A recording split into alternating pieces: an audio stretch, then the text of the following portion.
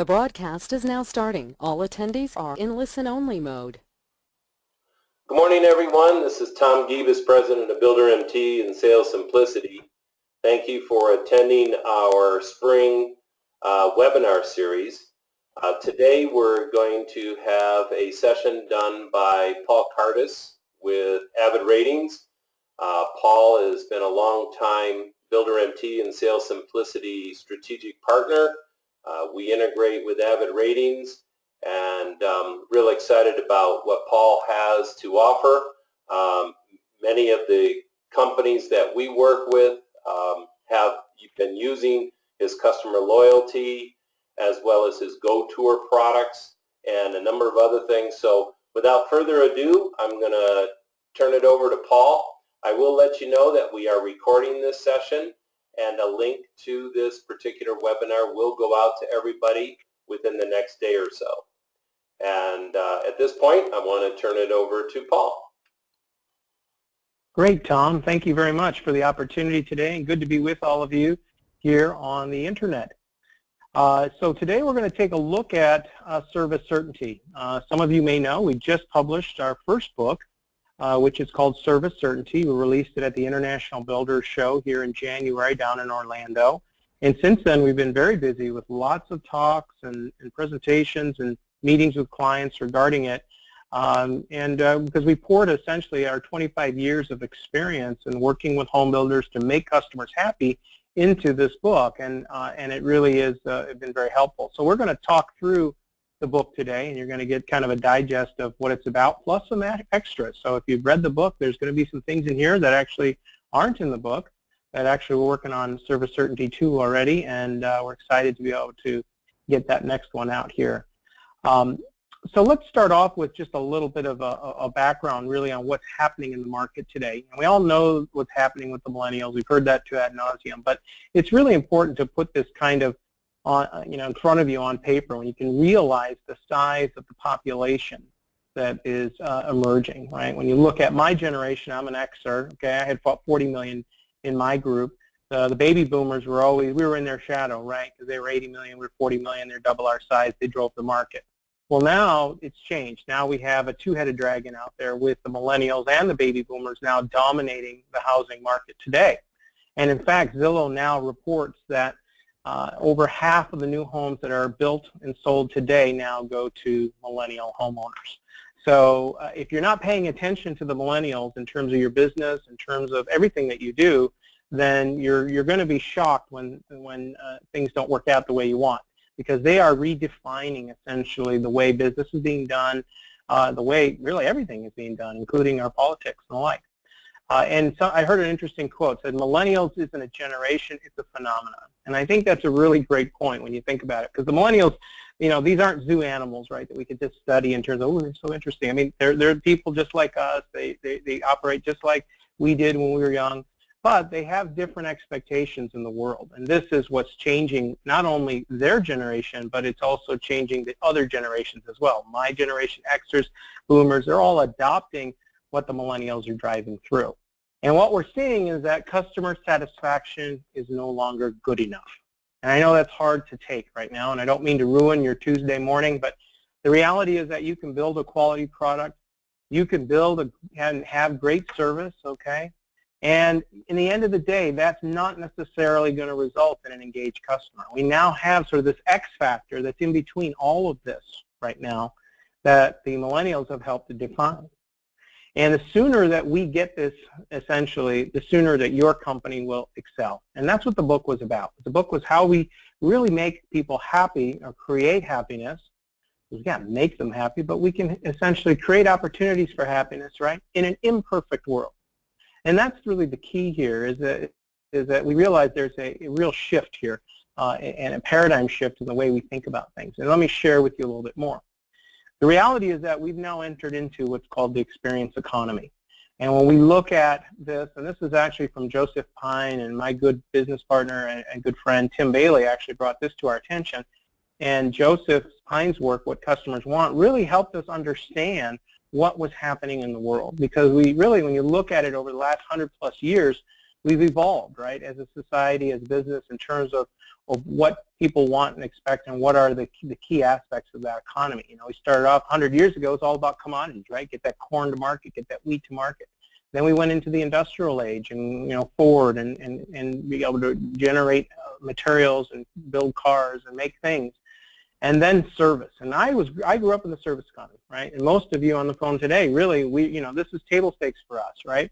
And the whole Walmart area and Target and all these companies that came in and delivered great service, now we see that it's shifted to the experience stage. Now we see companies like Apple, Starbucks, Amazon, Uber. These companies are redefining and being essentially disruptive to existing you know, cornerstone businesses like Walmart. I was just reading this morning how Walmart is just struggling to figure itself out digitally.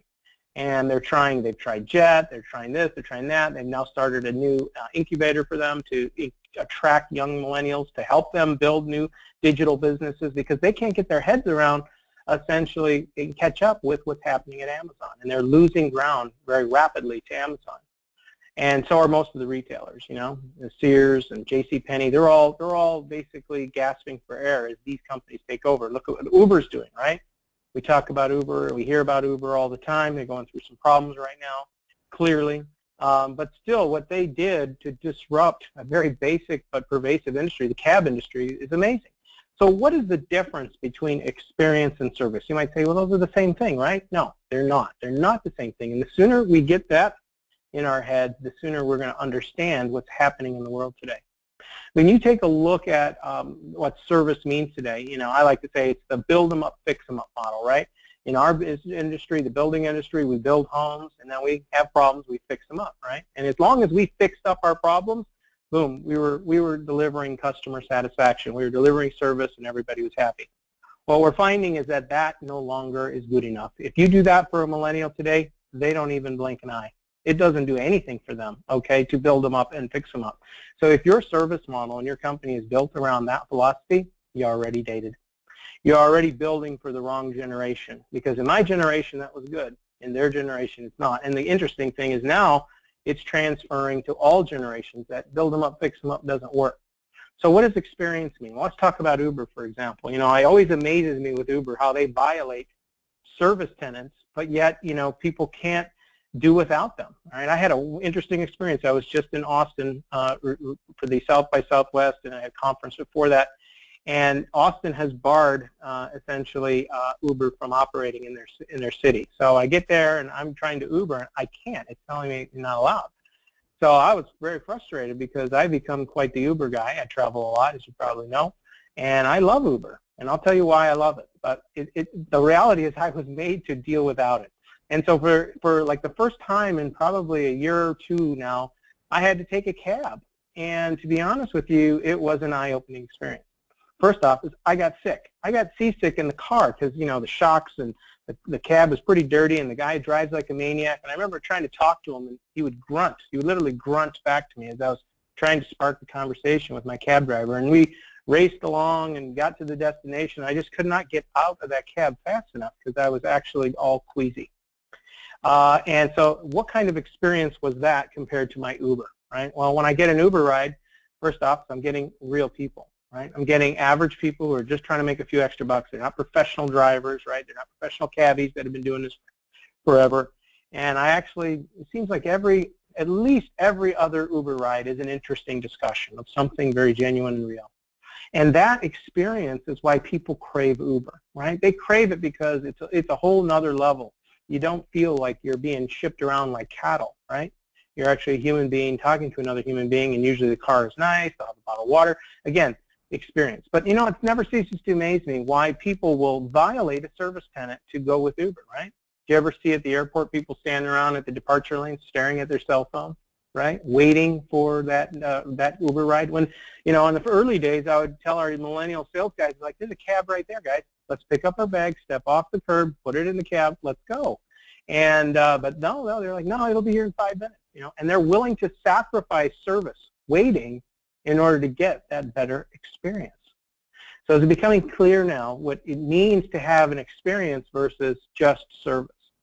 And that's exactly what Uber's doing today. They make people wait 5, 10, 15 minutes, and they'll do it. And there'll be a line of people just staring at their cell phones waiting. The airports now have to have designated Uber pickup spots.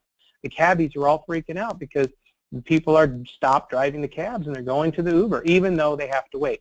Well, last time I heard, waiting was a horrible service tenet, right? You know, like the wait at the grocery store, you know, like the wait at the doctor's office.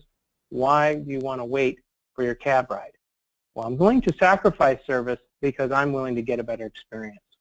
Now think about that for a minute. What if we could get that in home building, right? What if we could get buyers to say, you know what, I'm willing to sacrifice the fact that, yeah, I have to, you know, deal with the fact that I've got a service issue in my home, but I'm great with it because I'm building with this builder who I love and trust, who's giving me a great experience.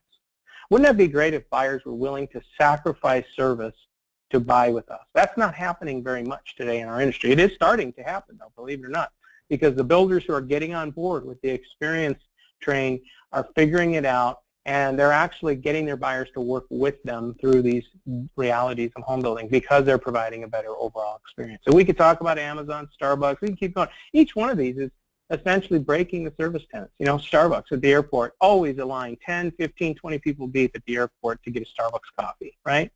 And even I'm guilty of waiting in that line a few times, you know, and it sucks, but you want that coffee because it's good. You never get a bad cup of Starbucks, do you? The reality is that people are willing to violate service for experience. And so sooner we get this, the sooner we're going to succeed.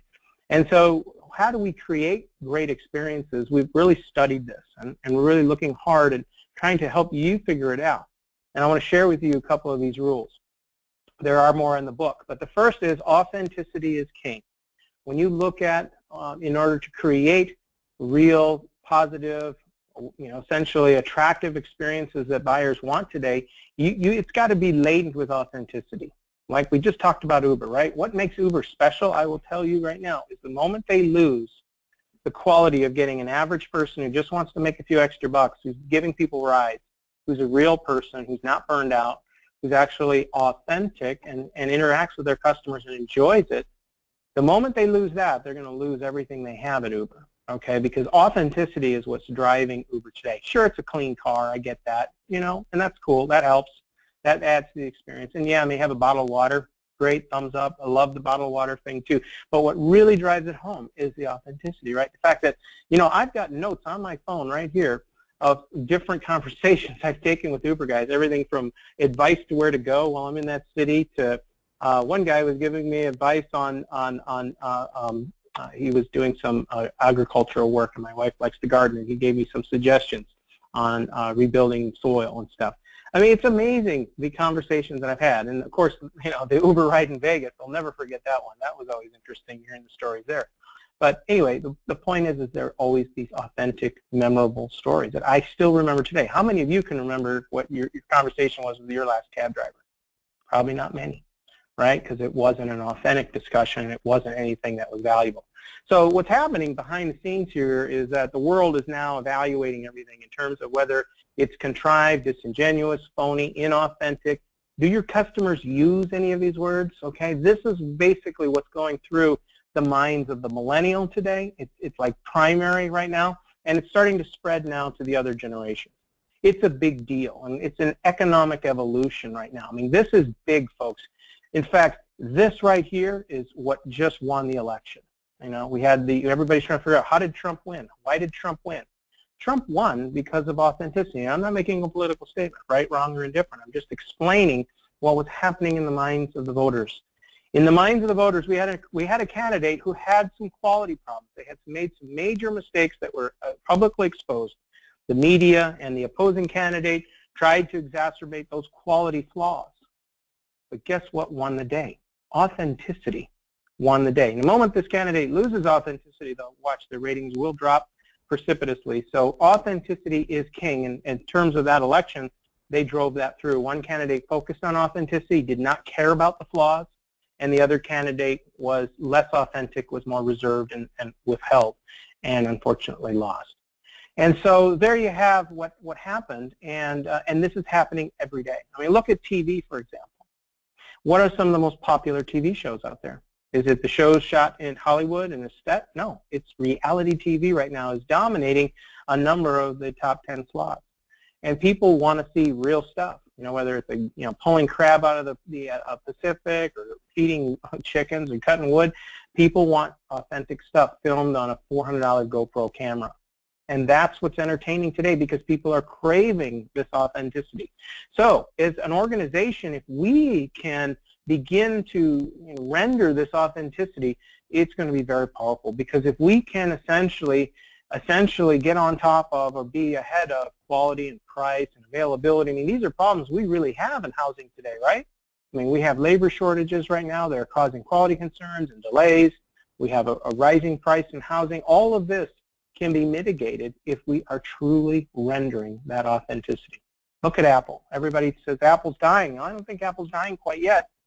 They just sold the most iPhones ever, and everybody was complaining and thinking the iPhone 7 was going to be the end, and yet they just broke records with it.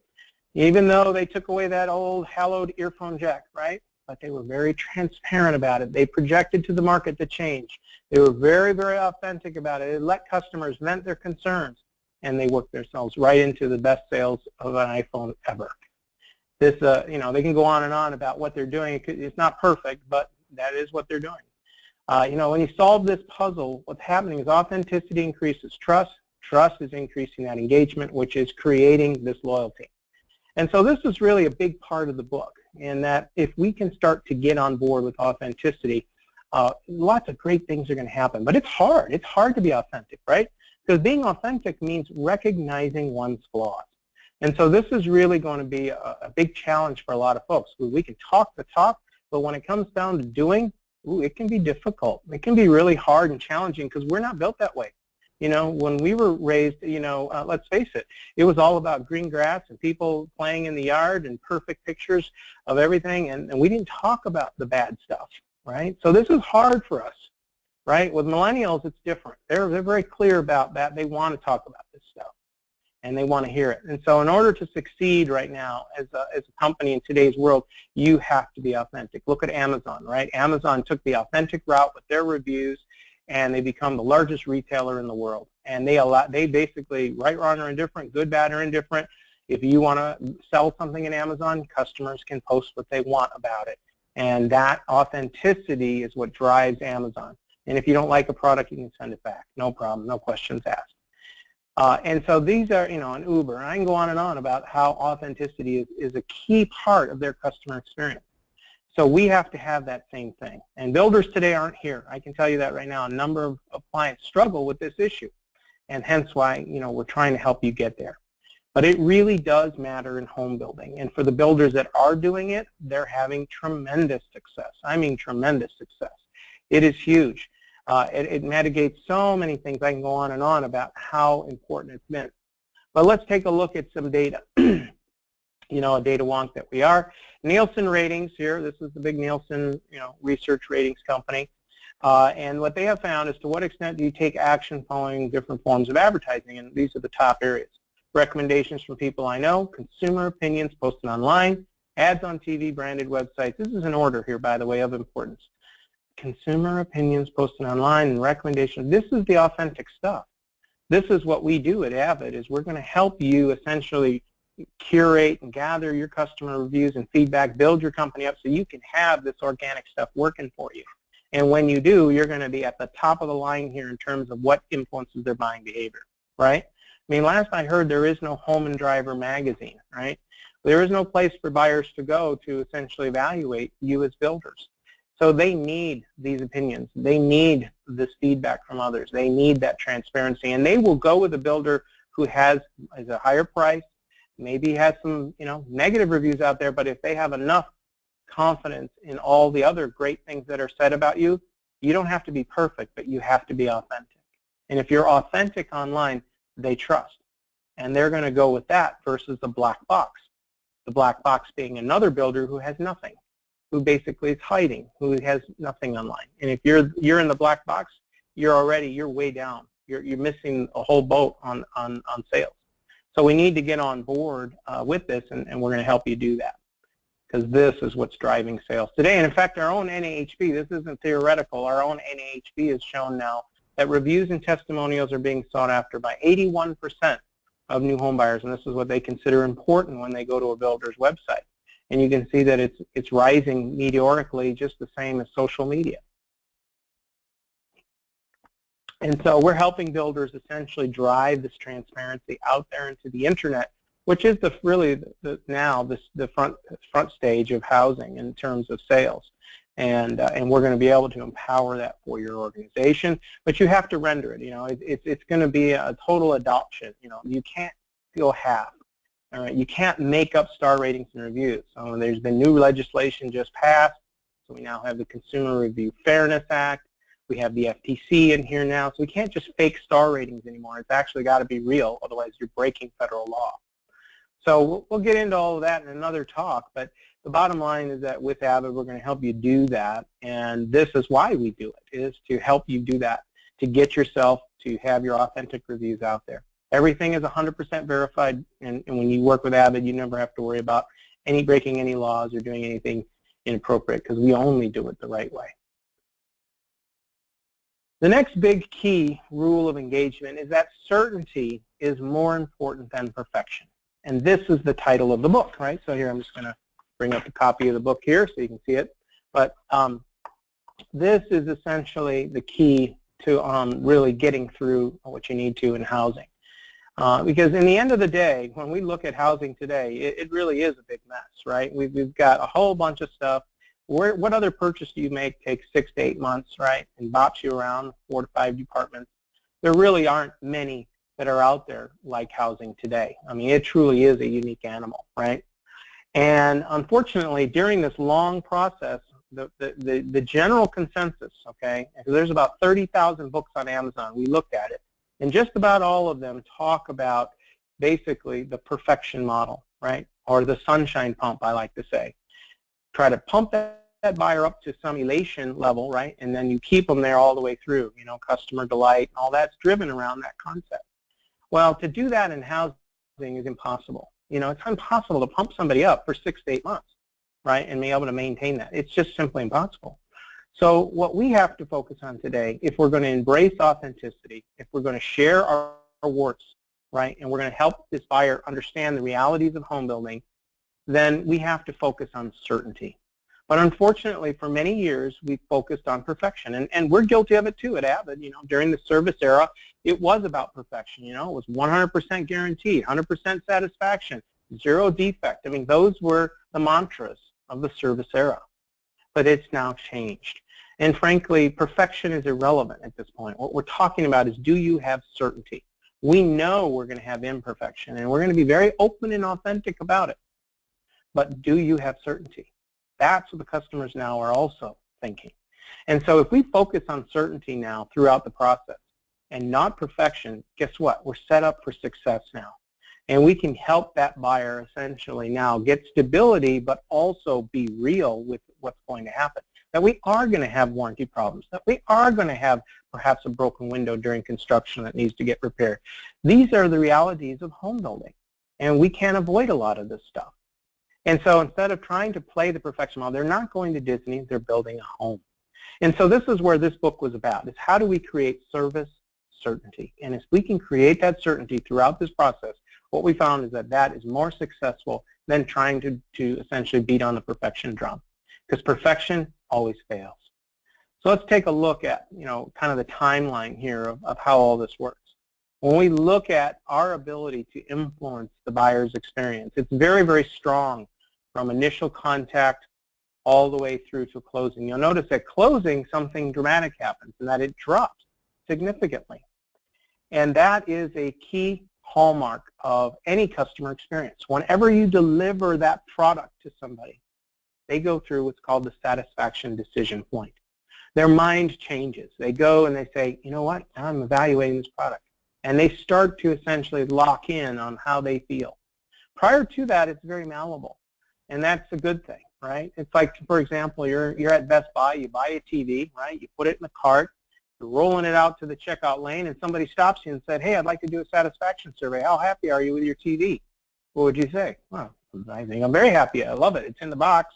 I'd like to get it home and plug it in, but I'm really excited. So of course you were excited, right? And so the point here is that we haven't taken delivery yet. We haven't set it up and experienced it. Once we do, okay, now all the decisions get made and things start to form. And so the point here is that their lasting impression really locks in after closing. And this is really important. If we're going to create great experiences, it's over here before closing. Unfortunately, when builders think customer satisfaction, they think back here after closing, right? Usually when you have a customer satisfaction problem, who are you calling? The warranty department, right? The warranty department. And that's great. Warranty matters. Don't take this the wrong way. They're very important. But what's more important in today's economy, and frankly, this slide has been around for a long time for me. It was this way back then too, kind of like old ties, right? Never throw them away. They come back in fashion. But the point here is that we can create so many great experiences as well as certainty, and if we do that over here, we're going to have a huge high ROI. And this is where if we do the following things that I'm going to share with you today, we're going to be able to essentially make customers very, very happy. And we're going to make them happy because they're going to be confident. They're going to have certainty in the process. They're going to have clarity. They're going to have authenticity. And these elements are what's going to give them the rocks they need to get through the bumpy road, because it's a journey. You know, when we build a home for somebody, each one of those is a journey. And anybody tells you it's not, they're lying to you. It's not going to Disney. It's a process, and it's not a perfect one. And that's because I like to say, I invite Toyota to build me my Camry in the driveway. Let's see how that goes. We build products, very high-value products, very high-touch products in an uncontrolled environment with everybody watching. If you were to sit at the factory at Toyota, we'd be amazed by all the robots, but I bet you'd be amazed to see how many robots actually scratch and drop and break and do different things that we don't get to see. And if you did see, it might give you a little different perspective on how cars are and how they're built. The point is that we have to do everything out in the open. We have to do everything in front of everybody, and that changes things. So we have to embrace the certainty model, but it's here that we will win. So let me share with you the top 5 tips to create essential certainty in your business, okay? So this is actually, some of this is in the book, some of it's not in the book, some of it's extra and part of our sequel. But anyway, certainty. Set proper expectations, number 1. That seems to be like the number 1 thing that builders fail to do. We take it for granted that they understand everything that we know. They really do. We do. And the sooner that you get your head around the fact that you have to really push on expectation setting in a major, major way in housing, because it isn't like anything else. Home building is not like anything else. You have to set that. You have to explain to them about labor shortages. You have to share with them about construction delays. You have to share with them about warranty items and discovery of issues and closing and walkthroughs and all this stuff, design selections and pre-drywall orientations. And I mean, none of that is known to anybody except us. Yet we think they get it, right? We give them maybe a sheet of paper with a, you know, maybe a list. That's not enough. Not enough. We actually have to get in there and talk to people face to face. Now we can do this as a group, though I've seen builders do this as a group meeting where every month or every couple of weeks they're inviting their new customers to come in. If you're a big builder, if you're a smaller builder, you can spread this out, or you can do it individually with every buyer that, you know, basically signs purchase and sale. But it should happen within the first 30 days. This is another problem, is most people think setting expectations can happen at the walkthrough. Guess what? You missed the whole boat. The boat left the dock a long time ago now, and just like we showed in the previous slide, right? You can't do that over here because it's too close. It's too close to the satisfaction decision point. You've already missed your experience and certainty building. All of that was back here. So we have to do that right over here, right after purchase and sale. And that's really key, and if you can do this one thing, it's huge. But keep in mind that this is something that's not just for the salespeople. The design center, construction, all need to participate in some fashion with this whole deal. It is a review of the good, the bad, and the ugly, not just the good. Oftentimes setting expectations becomes another sales meeting or another cheerleading session. And while some of that is important, I agree, we don't want to put everybody on antidepressants here, but what we do want to do is be real, okay? We talked about the value of authenticity. If all we do is go back to the sunshine pump, we're going to fail on this one, okay? It's not going to work. And then when I come in and have to consult with builders who are following practices but not getting the results, this is one of the biggies, is that the setting expectation meeting became a sales meeting, became a cheerleading session, and that usually we can tweak that and also we get the results again. We did a study, this is really important, in that we measured buyers who attended, measured their satisfaction scores versus buyers who did not attend a setting expectation meeting with builders across multiple builders. And we found an average 4 points on total home buying experience. And for those of you who are Avid clients, you know what that means. 4 points is a huge swing on the THBE, right? That could be the difference between good to great. It could be the difference between below average to average. I mean, it is a huge swing. And that's how important this meeting is, and that the research shows it. All right, but part and parcel to all of this, there's another big piece, and that's called inoculation. So this is a unique form of setting expectations where we're not just sharing, this is what's going to happen when and where, but actually we're going to pinpoint some very negative, bad stuff. Okay, this is the same thing that the body uses and medicine uses right now to protect us against horrible, horrible viruses and disease. All right, you get basically a dose of weakened form of the bacteria or virus, and your body builds a defense against that, right? And that's what the whole vaccine model is about, right? Right, wrong, or indifferent, right? I'm not endorsing that. I'm just saying. Now, the mind works the same way, okay? And the mind works in that if we give the body a little bit, or the brain a little bit of the bad stuff that may happen during the process, we actually build an immunity psychologically. And so this is a huge thing because, let's face it, we talked about authenticity works and authenticity is king. Well, guess what? Inoculation fits like a glove. You can now use inoculation very aggressively. In the early days, you could use it, but you had to be careful not to overdo it. Today, they actually love it. They crave it. The more reality you can give them, the better, right? Because that's what people want.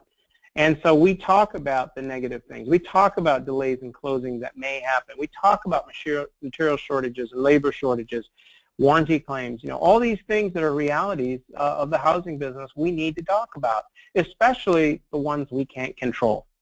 I mean, those are prime candidates for inoculation. And we frankly should be talking about that right at purchase and sale.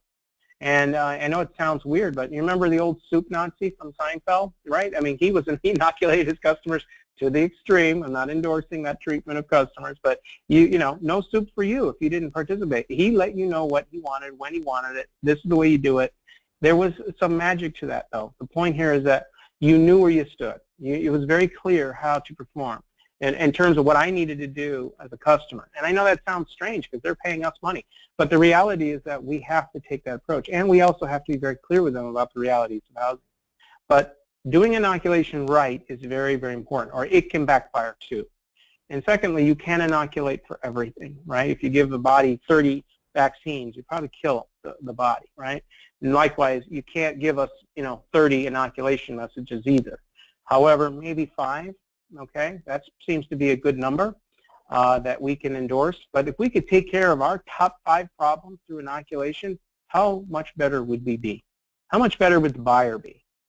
It's really the honesty factor when you think about it. It's not a game we're playing. We're essentially confusing them with reality. And the more that we just, instead of running away from the problem, we actually charge at the roar. And this is tough for employees to get. So for those of you who are out there, I know you might be saying, well, I'm not doing this. Well, you know what? It takes courage to charge at the roar. But I'm telling you, if you charge at the roar on this one, you will win. You will win and your customer will win. And that's why I feel so good about it, because if we just shared with them more about what really happens in housing, guess what? They will be okay. They will get it. They will work with us instead of against us. And that's because expectations are aligned. And you're building that trust as well. And so that's key. But keep in mind that buyers might initially react negatively to inoculation. This happens all the time. I see this and you know what, that's a good sign. It's like when you go to the doctor with your child and they get a shot and they cry. Well, guess what? The needle went in, okay? It's not a good thing, but you know that it went in. And the same thing with this. If they react kind of like, well, I didn't expect that. I thought you guys were going to be taking care of all the, the labor shortage. Well, that's true, but I'm being very honest with you about what's happening here in the market, sir. Now I know that customer registered with my message, and they've been well inoculated now. They get it. What I worry about is when buyers don't hear me. When I inoculate and they're off in the cloud somewhere, then we missed. The needle didn't go in, okay? And that's a problem. So you may get an initial negative reaction, and that you cannot be scared from that. You got to go with it. You got to understand it. Try to bolster that buyer, right? You can inoculate, but then also reassure, right? Inoculate, but create certainty, right? You can't just say, well, yeah, you know, we're a terrible builder. No, that's not what we're saying. We're saying, look, these are realities of housing, but we are a great builder, okay? We're one of the best in the city here, and we're going to be able to get you through this, and if anything comes up, I'm going to let you know, and you can guarantee that. So the point here is that that level of confidence and certainty is crucial to making this whole thing work. And also, inoculation will not work after the fact. A lot of people will come to me and say, oh, Paul, this doesn't work.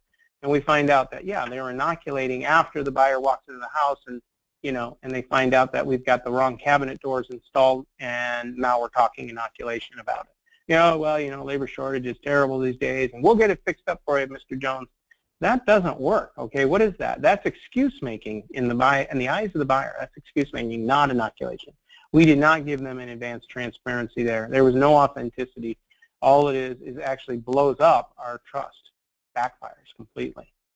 So keep it, just like you go to the doc, right? And you say, hey, you know, I want to get a flu shot. Well, it's March, end of March, sir. You know, the season's over. Yeah, it's too late to get a flu shot, okay? So, and that's the same thing here with this deal. All right, number 3. All right, we're almost through. Number 3, build relationships. Okay, establishing a working relationship with a buyer is so important to cultivating flexibility from your buyer. Okay, and I can't underestimate here how many of us are underdoing this one, because it's truly a big problem. You know, the 120-second rule is really the key to solving it. Spend the first 2 minutes of every conversation on personal life, on casual. Avoid going straight to business. This is a big problem. You know, when I see and observe and do shadowing, I see this all the time. Employees are busy and they just want to go. Let's, you know, and in their minds, it's all about being efficient, and that's a good thing, and being quick, that's a good thing, but it really isn't. What's better is to take their time, to try to be genuine, to establish that authenticity. It's essentially the difference between planting a potted plant in gravel versus soil. If you put it in soil, it's going to grow. And your relationship and everything you're trying to do will be enhanced if you build a relationship. Southwest Airlines does this religiously.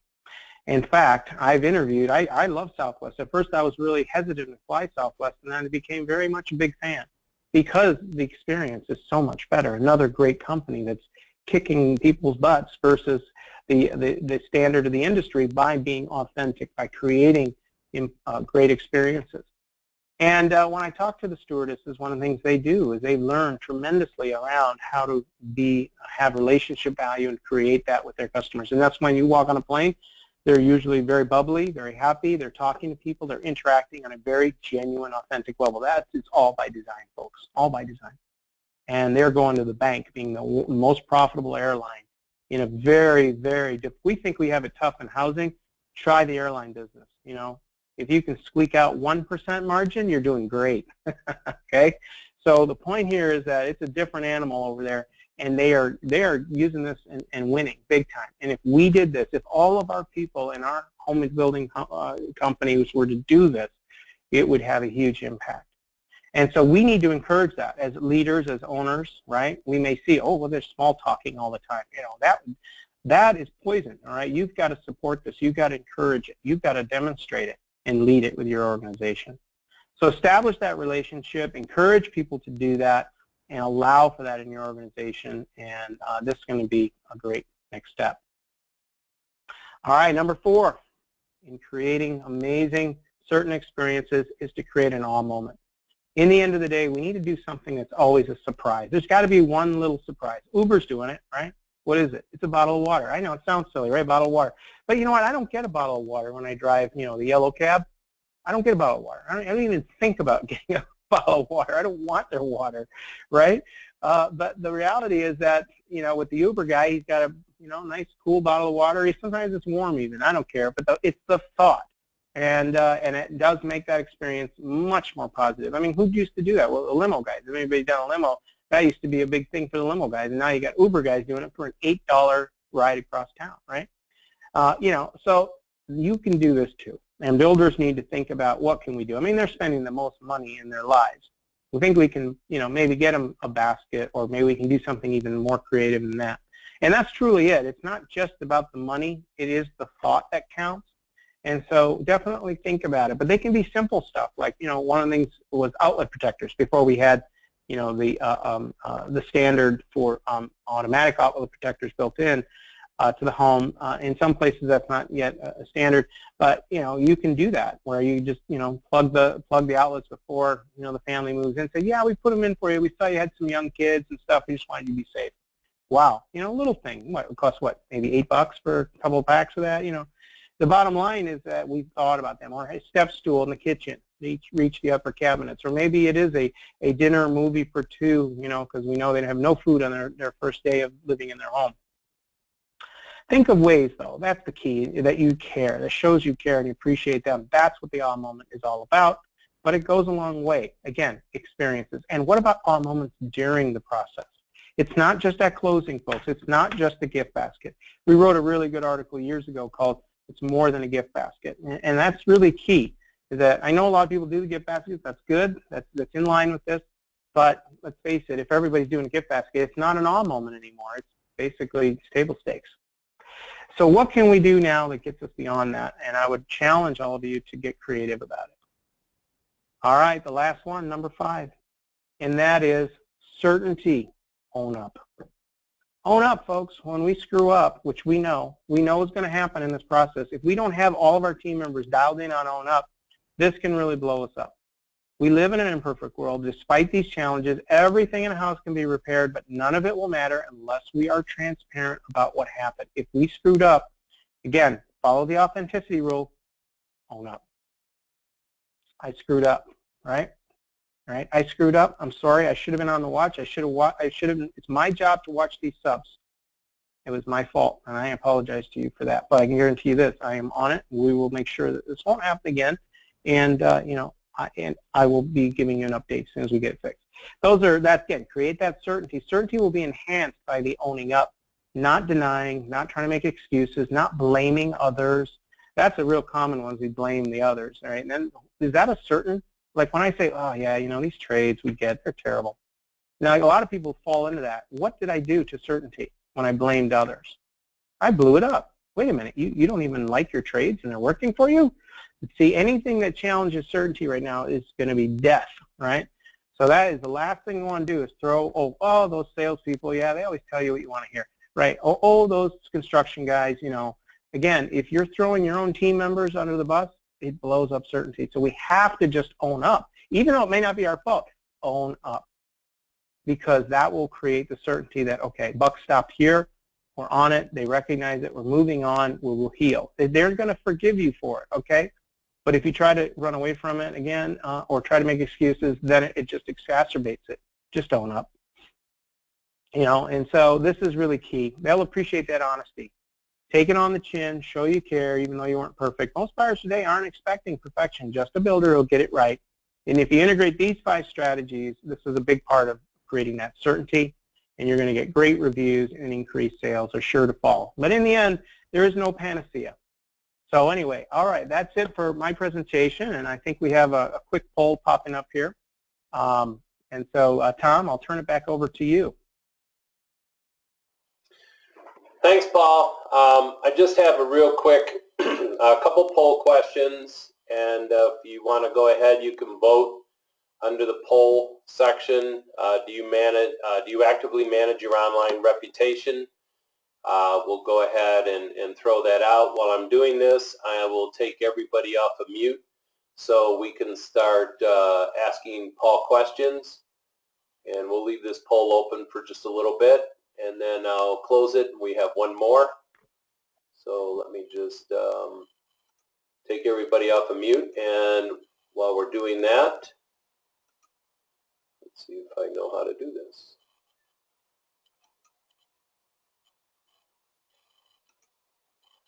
Okay.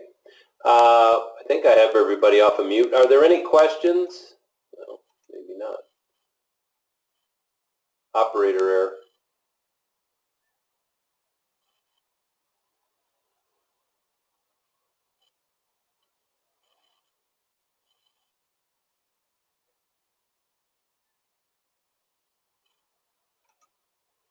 Let's see.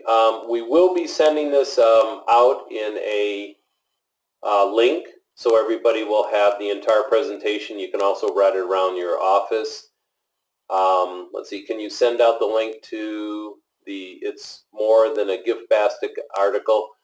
Paul, if you go ahead and send that to me, I can then include that with the link I'll send out to everybody following the presentation.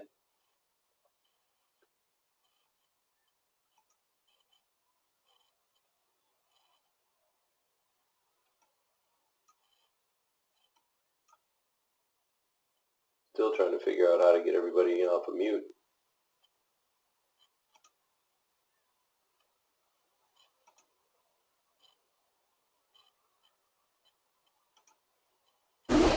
Oh, I have to do them individually. Okay, I am successfully taking everybody off of mute, so just 1 second and I'll have that completed and see if anybody has any questions for Paul. Okay, go ahead. Paul, can you hear me, by the way?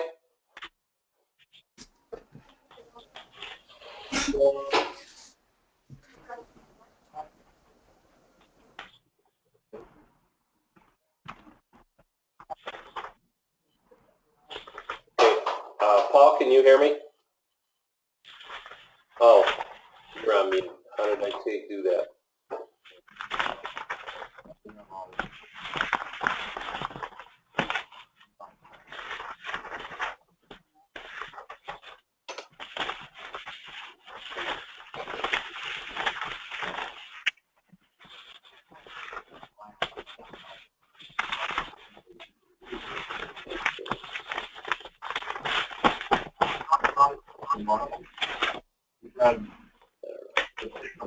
Right now,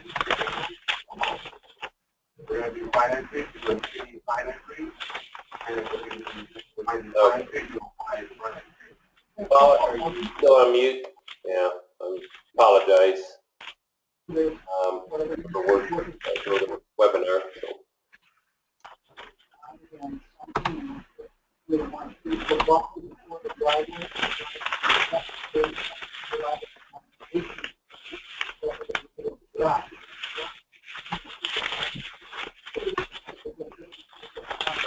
Found it. There you go, Paul. Sorry. There we go. All right. Okay, we got it figured out. No worries. So this is the first of all the webinar series. So of course we have to deal with the learning curves. Yeah, it's my learning curve. No worries. Oh no, it's all good. All good. So is everyone else off mute too? I'm trying to get through and we couldn't hear them. I've tried to take everything. Okay. All right. So any other questions? I'm happy to send out the article. We'll get that out. That's an older one. Keep in mind. I mean, this goes back a ways, but I'll definitely send it out to everybody.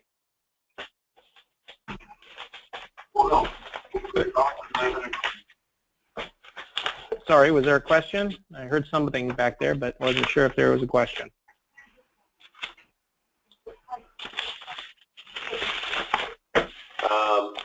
Just a lot of noise, I guess.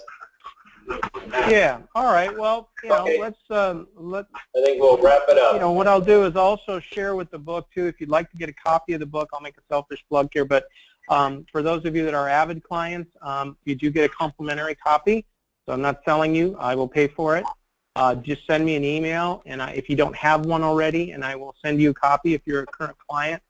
If you're not a client of Avid, send me an email anyway, and we'd be happy to also get you a free copy for being a member. But if you'd like a member of this talk, if you'd like to also order more copies for your team, you can do that at our website at avidratings.com, and there you can order as many as you like. We tried to keep the price down, so this is a very affordable book. I think it's running, I want to say $13 or something like that a copy, so it's really quite reasonable.